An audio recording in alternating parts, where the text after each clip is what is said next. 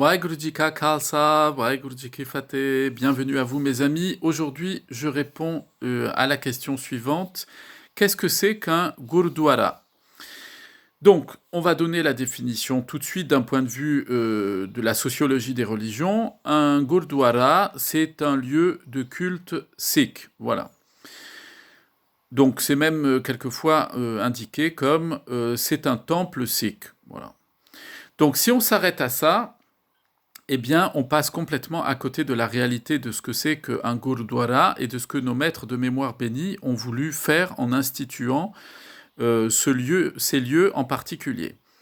Donc, déjà, pour donner un cadre général, alors je vais tenir ce propos pour ceux qui ne sauraient pas ce que c'est qu'un gurdwara dans le cadre du sikhisme, et je pense en particulier aux personnes qui ne sont pas sikhs et qui m'écouteraient présentement. Donc un gurdwara, c'est un lieu communautaire dans lequel on va trouver deux éléments fondamentaux qui sont nécessaires à la définition sociologique de ce qu'on appelle un gurdwara dans le sikhisme, c'est-à-dire un lieu qui comprend à la fois un langar, c'est-à-dire une cuisine communautaire gratuite où tout le monde peut aller manger librement, quelle que soit son origine, sa race ou sa religion, ou son absence de religion d'ailleurs. Et d'autre part, une salle qui est une salle du trône, qu'on appelle salle de méditation aussi, mais moi je préfère l'appeler salle du trône parce que ça a beaucoup plus de sens historiquement, et dans laquelle on va trouver justement un manji sahib, c'est-à-dire un trône sur lequel est assis, repose le Shri Guru Granth Sahib, c'est-à-dire le 11e maître spirituel de notre lignée, de notre tradition spirituelle, le 11e maître spirituel sikh, qui est incarné sous la forme d'un recueil sacré. Donc c'est pour ça qu'il s'appelle Shri Guru Granth Sahib, c'est-à-dire le saint recueil sacré, et qui est traité par l'ensemble de la communauté sikh comme étant un gourou, un maître spirituel conscient. Donc, et c'est lui qui gouverne la communauté sikh pour l'ensemble des décisions qui doivent être prises avec son prolongement physique dans le monde matériel qui est le Khalsa Panth, c'est-à-dire l'assemblée, la communauté de ceux qui ont reçu l'initiation à l'ordre du Khalsa et qui ont la charge de traduire physiquement dans le monde physique les hukam, les décisions qui sont prises par le Shri Guru Granth Sahib Ji. Donc voilà, donc si on s'arrête à là, vous voyez, on est à peu près sur une définition qui est effectivement purement sociologique, comme on pourrait le dire, par exemple, d'une église, d'une synagogue, d'une mosquée, ou de toute autre institution religieuse communautaire. Si on s'arrête à ça, c'est un peu dommage, et c'est même d'ailleurs terrible, parce qu'on passe complètement à côté de l'essence même de ce que c'est qu'un gurdwara, puisque nos maîtres de mémoire bénis, lorsqu'ils ont institué le gurdwara, ils l'ont fait dans un plan spirituel. Ils ne l'ont pas fait simplement pour répondre à des besoins strictement communautaires, puisque on peut tout à fait constituer un gurdwara n'importe où, dans n'importe quel endroit, à partir du moment où on réunit la présence du Shri Guru Granth Sahib et la présence d'une cuisine communautaire gratuite, du langar. Donc, à ce sujet, nous allons donc voir ce que la Bani nous dit, mais avant d'examiner de près ce que la Bani nous enseigne au sujet de ce que doit être la réalité d'un gurdwara, voyons l'étymologie du mot. Donc gurdwara, c'est un mot qui est composé de deux mots, guru et douar, et rapidement, guru, la plupart d'entre vous, vous le savez assurément, guru c'est composé de deux syllabes, gu qui signifie l'obscurité, ru la lumière. Autrement dit, guru c'est dans la tradition sikh à la fois le maître spirituel, mais aussi il est employé couramment pour désigner Dieu lui-même, c'est-à-dire celui qui fait passer de l'obscurité à la lumière et donc fondamentalement de l'ignorance à la connaissance. Et nos maîtres de mémoire bénis, d'un point de vue philosophique, nous expliquent que c'est celui qui fait passer goût du potentiel, roux, à l'accomplissement de ce potentiel. Donc c'est déjà un terme qui indique une transformation spirituelle. Et Dwar vient du sanskrit Dwara, qui a d'ailleurs donné Dwar et Dwara, ça donne dans les langues européennes, notamment les langues anglo-saxonnes, le mot door, par exemple en anglais, qui va donner ensuite Tür en allemand, eh bien, viennent de ce mot-là, viennent de l'indo-arien qu'on appelle Dwaram, qui donne le sanskrit Dvara, qui donne le punjabi Duar. Et donc ce mot, qu'est-ce qu'il signifie? Il signifie la porte d'entrée dans un espace royal, si vous voulez, dans une cour royale. Donc, Gurdwara, si on veut traduire très strictement du point de vue étymologique ce mot-là, il signifie la porte d'accès, la porte principale d'accès à la cour divine. Et donc, avec l'idée de transformation. C'est-à-dire, c'est un passage entre deux mondes, qui fait passer entre deux mondes. Et en cela, on va le voir, j'en parlerai dans ma conclusion, dans la conclusion de mon propos du jour, c'est que beaucoup de films, vous savez, de science-fiction se sont inspirés, ou de heroic fantasy, se sont inspirés d'une porte, vous savez, d'une sorte de porte des étoiles, comme ça, à travers laquelle on peut passer du monde physique à un monde surnaturel. Eh bien, dites-vous que les réalisateurs dans les films, ils ne trouvent pas ça au fond de leur poche, mais dans le bagage humain collectif, le bagage socio-religieux humain. Et entre autres choses, c'est que cette porte de passage, de transcommunication entre des mondes différents, eh bien, qui a inspiré les réalisateurs, c'est celle que dont nos maîtres nous parlent dans la Bani, et dont je vais vous parler aujourd'hui. Bon. Donc, on aura bien compris que le Gurdwara, c'est donc pas un lieu de culte, mais bien une porte de passage dans un autre monde qui est le monde de Vaheguru, c'est-à-dire le monde de la réalisation de la vie spirituelle. Ainsi, nous lisons au Ang 33 à la ligne 4, Guru Amar Das nous dit Devanvale ke hat datehe Guru Duare pae. Donc, le don est entre les mains du donateur divin, nous dit Guru Amar Das, et c'est à la porte du Guru, au Gurdwara, qu'on le reçoit.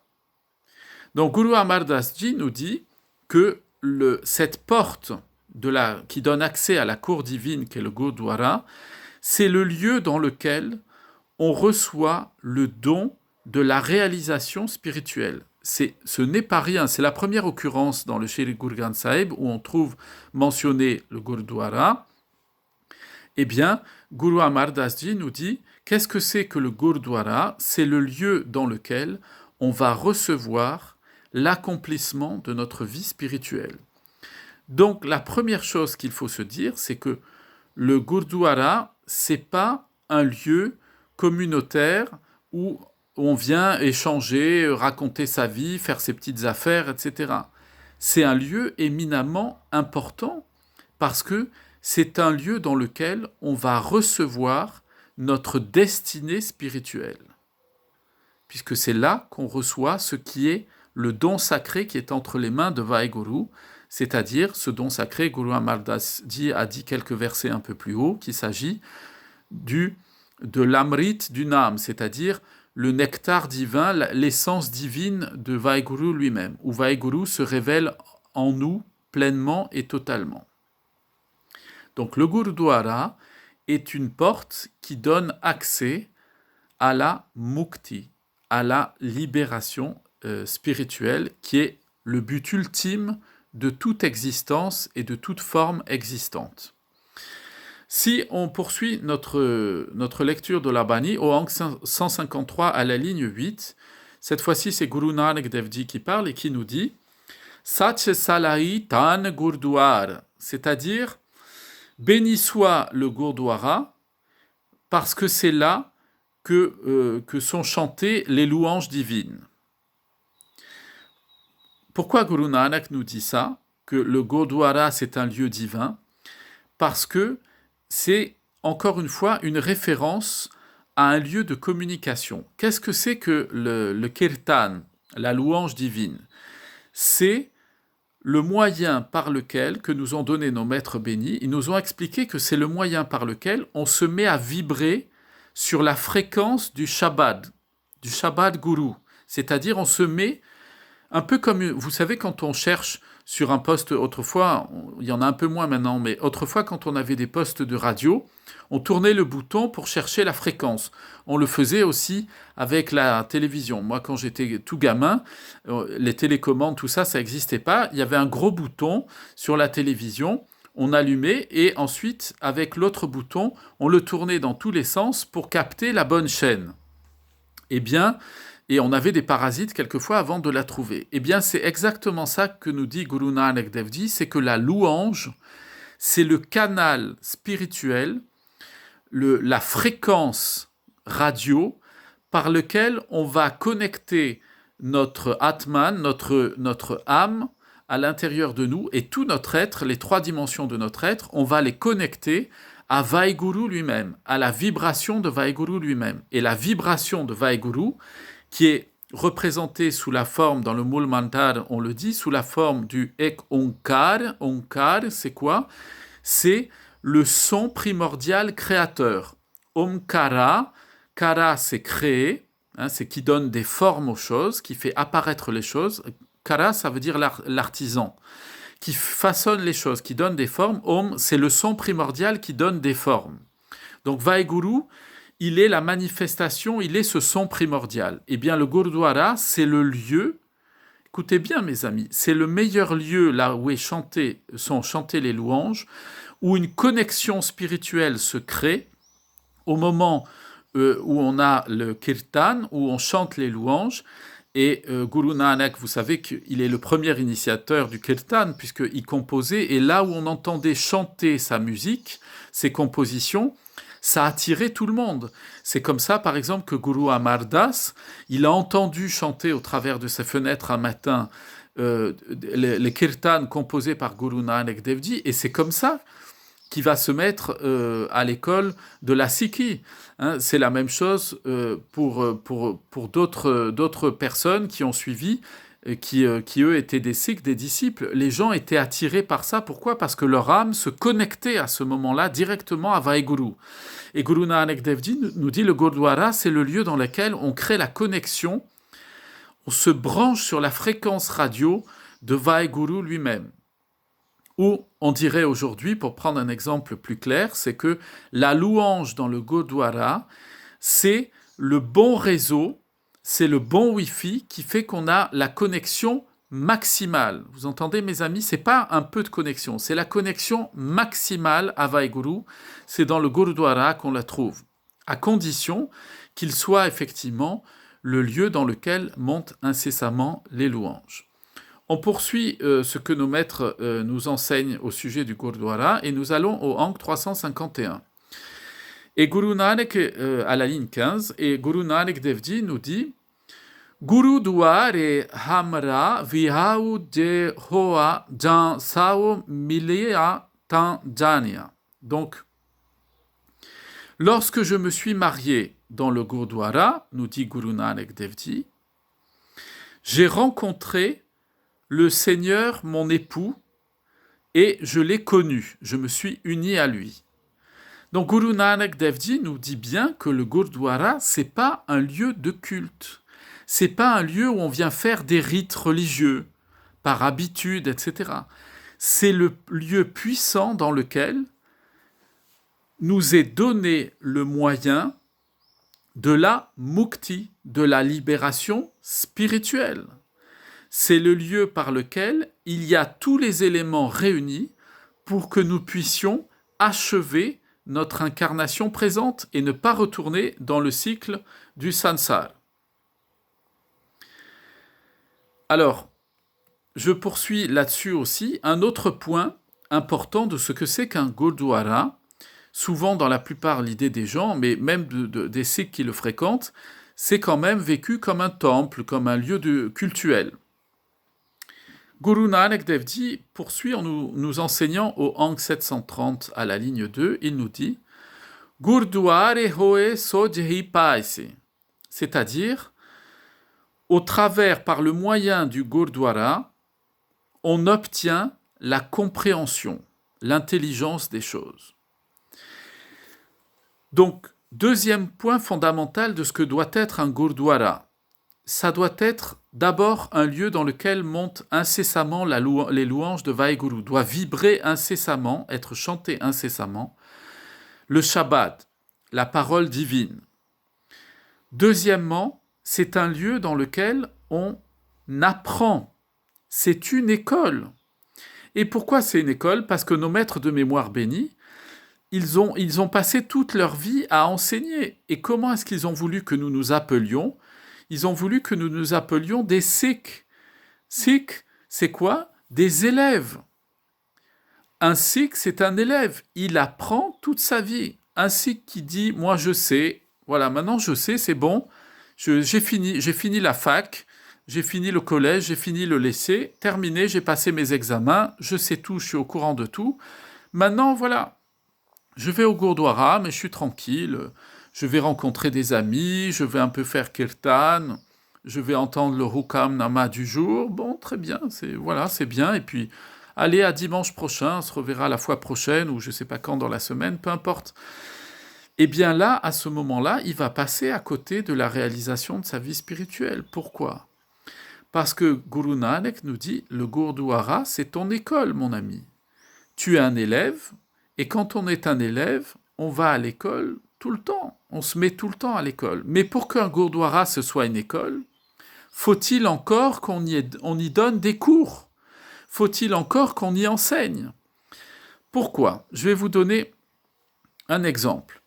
Parce que faire venir quelqu'un dans une école, le faire aller à la cantine, d'accord? C'est comme si c'était le lingala.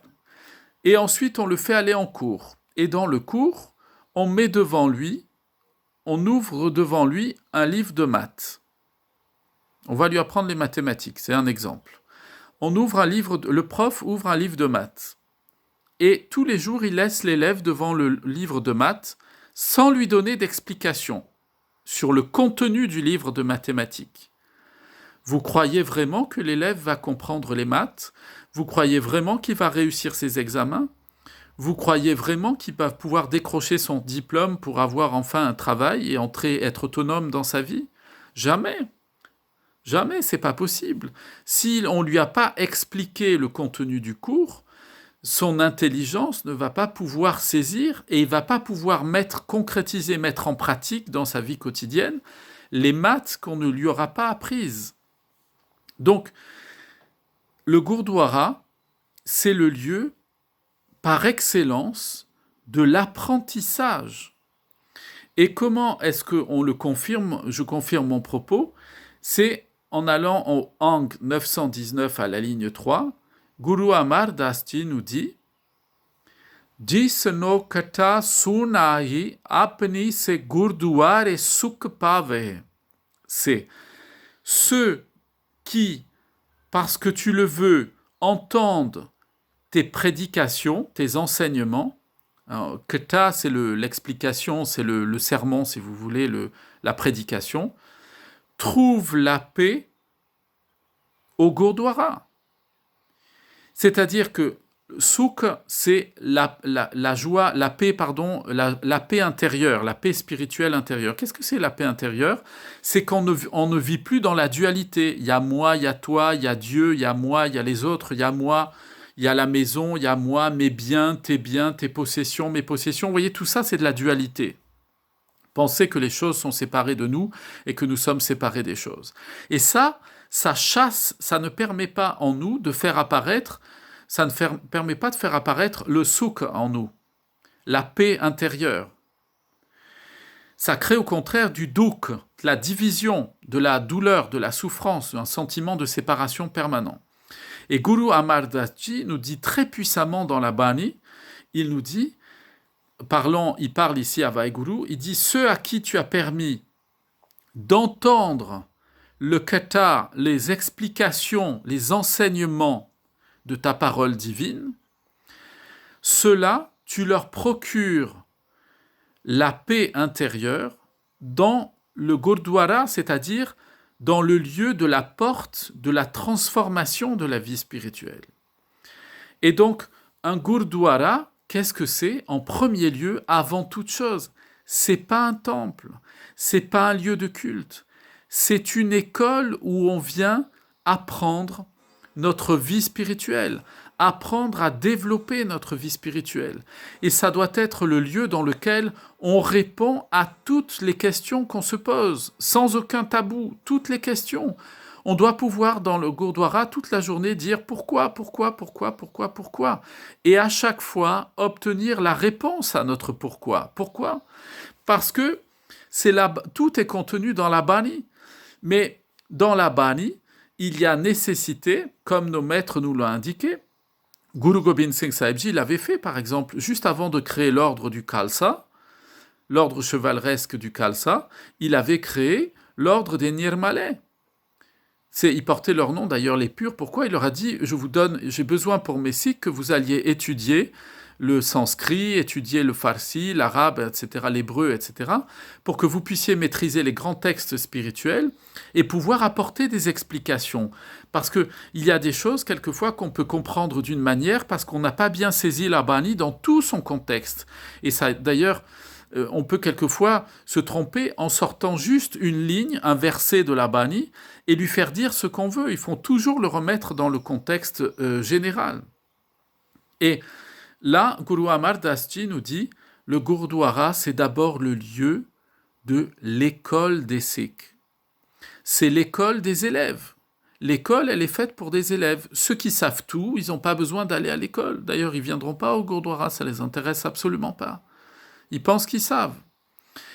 Et on comprend le sens maintenant profond du mot Gurdwara, la porte de la cour royale divine de Vaheguru. C'est d'abord le Gurdwara, un lieu de la transformation des 3 dimensions qui constituent l'être humain. Ces 3 dimensions correspondent aux 3 mondes créés par Vaheguru, et le Gurdwara lui-même, dans son organisation telle que nos maîtres de mémoire bénis l'ont voulu, représente les étapes de ces 3 mondes. Quels sont ces 3 mondes? On les appelle Triloke. Triloke, il y en a 3, donc ça veut dire les 3 lieux, les 3 mondes. Il y a le premier qui est Kamlok, le deuxième c'est Ruplok et le troisième c'est Aruplok. Donc, qu'est-ce que ça signifie? Dans les mondes créés par Vaheguru, il y a le monde du Kamlok. Kamlok, qu'est-ce que c'est? C'est le monde où les désirs prennent des formes physiques matérialisées, c'est-à-dire c'est le monde de tout ce qui est physique et palpable. Dans ce monde-là, il y a tous les êtres physiques, existent aussi avec les êtres physiques et de densité spirituelle importante, les démons par exemple, ou les fantômes, des choses comme ça, les humains, les animaux et tous les êtres créés, et les pierres, les cailloux, les plantes, tout ce que vous voulez. Il y a ensuite Ruplok, c'est le monde des formes. Ça, c'est le monde, en fait, des idées, des émotions. C'est le monde aussi qui est celui des anges, par exemple, ou ce qu'on appelle les demi-dieux, les demi-divinités, les êtres divins intermédiaires. Donc ça, c'est un autre de ces mondes. C'est une autre des sphères des mondes créés par Vaheguru. Et le troisième monde, c'est le monde de Aruplok, c'est le monde dans lequel il n'y a aucune forme, rien n'est enfermé dans les formes, c'est le monde de la vibration de la présence divine de Vaheguru. Et dans ce monde-là, il y a, nous disent nos maîtres de mémoire bénis, il y a 4 niveaux d'état de bonheur intérieur, de manifestation du bonheur divin. Je ne vais pas m'étendre là-dessus. Donc ces 3 mondes créés par Vaheguru, on les retrouve dans le corps humain. Le Kamlok dans le corps humain, c'est le corps physique, biologique. Le Ruplok, c'est-à-dire le monde des formes dans le corps humain, c'est le monde de l'âme au sens de le monde du psychisme en nous, toutes les idées qui apparaissent en nous, les émotions, les sentiments. Et la correspondance du monde du Aruplok à l'intérieur d'un être humain, c'est le monde de la conscience, exactement du Atman, de l'âme, qui est connecté par le Dasam Duar, par la 10e porte, qui est connecté avec le monde spirituel. Et donc dans un Gurdwara, on trouve ça. on trouve cette dimension, ces trois dimensions-là. On a l'entrée où on quitte ses chaussures, on lave ses mains, ses pieds, etc. Ça, c'est le monde du Kamlok. C'est le monde dans lequel on laisse les choses physiques. Il y a ensuite le Langar qui représente le Ruplok, le monde des formes, c'est-à-dire on vient se rassasier. La nourriture, c'est quelque chose qui vient apaiser les tensions. Si on est inquiet, etc., on mange et ça vient calmer le corps en apportant des biens physiques. Et enfin, il y a le Darbar Sahib, la salle du trône, la salle de méditation dans laquelle siège notre maître, le Shri Guru Granth Sahib, eh bien, qui représente en fait le Arup Lok, c'est-à-dire le monde de la manifestation divine, de la lumière divine incréée de Vaheguru. Et donc vous voyez que nos maîtres de mémoire bénis nous enseignent que le Gurdwara, c'est pas n'importe quoi, et c'est pas n'importe quel lieu non plus. C'est un lieu dans lequel, eh bien, on va être en connexion directe avec à la fois le Jyot, la lumière divine incréée, et le Vichar, c'est-à-dire la connaissance, l'apprentissage de l'enseignement de nos maîtres de mémoire bénis. Et donc, il est vraiment impératif de se dire que si on ne fait pas des Gurdwarés des lieux d'apprentissage spirituel, eh bien, on n'est pas dans la volonté de ce que nos maîtres ont voulu eux-mêmes et nous ont demandé de faire. C'est-à-dire que le Gurdwara, c'est le lieu dans lequel chacun doit pouvoir poser des questions, obtenir des réponses à partir de la Bani, bien entendu, et que ça soit expliqué. Chacun doit pouvoir grandir au niveau de sa sagesse, au niveau de sa compréhension de ce que c'est que la vie spirituelle. Sinon, on reste dans l'ignorance et on n'est pas dans un Gurdwara, c'est-à-dire Guru Dwar, la porte qui donne accès à celui qui nous fait passer de l'ignorance à la connaissance. Et je conclurai juste sur un point, mes amis. Ailleurs, la Bani, c'est Guru Amar Das Ji qui nous enseigne ça. Il nous dit que dans le Gurdwara, c'est le lieu dans lequel s'ouvre notre Dasam Dwar, la 10e porte, vous savez, au niveau de la fontanelle, le lieu de la communication spirituelle entre notre dimension physique et Vaheguru lui-même. Vous aurez, alors évidemment, je ne peux pas tout traiter en une demi-heure, mais vous aurez compris, et ça permettra de vous encourager à faire d'autres recherches, que lorsque l'on se rend au Gurdwara, eh bien d'abord on se met dans une démarche spirituelle, et entrer dans un Gurdwara, c'est un moyen que nos maîtres de mémoire bénis nous ont donné pour que nous entrions dans la dimension spirituelle de l'acquisition des connaissances qui nous ont transmises au travers de la Bani, et que cette connaissance qui nous est transmise produise des fruits dans les actes que nous posons. C'est parce que nous entendons le Hukamnama, les enseignements de notre maître, qu'alors nous pouvons faire du seva, le service du langar, donner à manger aux autres, et pas l'inverse. C'est-à-dire que c'est le vichar qui produit un bon karam. C'est le vichar qui fait que nous allons poser des actes qui sont conformes à ce que notre maître attend. Or, un sikh, il est la manifestation de son gourou, donc il reçoit l'enseignement de son gourou pour le manifester dans les actes, comme s'il était le bras, la main et les doigts eux-mêmes de son maître. Et donc le Gurdwara, c'est le lieu de transformation spirituelle dans lequel nous devenons petit à petit semblables à Guru Sahib lui-même, c'est-à-dire nous laissons en nous la place à la lumière divine, à la manifestation de Vaheguru en nous. C'est un lieu de passage entre le monde matériel et le monde de la libération totale, de la mukti, de l'immersion en Vaheguru. Je vous souhaite une très bonne journée à vous tous. Des bénédictions sur vous, vos familles, vos amis, vos voisins et tous ceux que vous aimez. Je vous dis à très bientôt. Vaheguru Ji Ka Khalsa, Vaheguru Ji Ki Fateh.